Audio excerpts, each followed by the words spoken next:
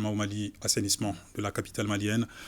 Le gouvernement appuie la mairie du district. C'est à travers la remise d'un important lot d'équipements composé de 15 caissons, 3 camions cargo et 2 camions balayeurs. Le matériel a coûté plus d'un demi-milliard de francs CFA au budget national. Mohamed Kayentao, Idrissa Traoré. Il ne sert de rien à l'homme de gagner la lune s'il vient à perdre la terre.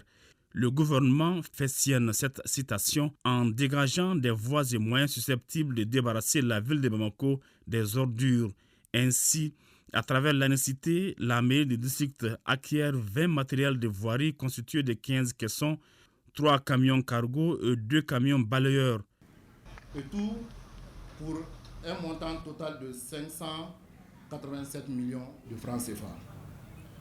Ces véhicules spécialement adaptés pour la collecte efficace des déchets renforceront de manière significative les opérations de nettoyage de la ville de Bamako. Les autorités de la transition ont décidé d'appuyer la mairie du district de Bamako en réaffectant les fonds de l'ANICT à l'équipement de la voirie afin d'assurer l'évacuation des ordures et cela conformément à la stratégie de gestion des déchets solides de Bamako. Ce geste est la deuxième phase d'une série d'activités initiées par le gouvernement pour assurer l'évacuation des ordures conformément à la stratégie de gestion des déchets solides de Bamako. De 2022 à 2023, l'État a mobilisé 1,7 milliard de francs CFA pour l'assainissement de la ville des Trois Caïmans. Les déchets peuvent être transformés jusqu'à 90-95% si nous mettons en place ce qu'on appelle une filière d'industrie du déchet solide. Donc aujourd'hui, nous sommes engagés dans cette dynamique-là.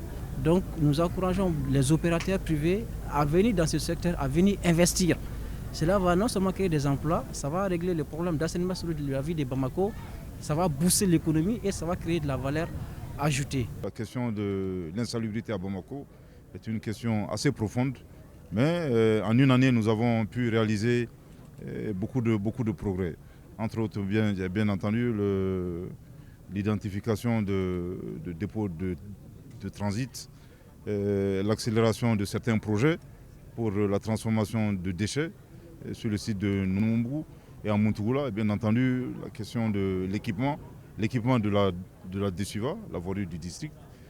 Je profite de votre micro pour remercier chaleureusement au nom de nos plus hautes autorités l'entreprise Toguna et toutes les personnes de bonne volonté qui s'occupent et qui nous appuient gracieusement dans la question de l'assainissement et de la salubrité de la ville de Bamako.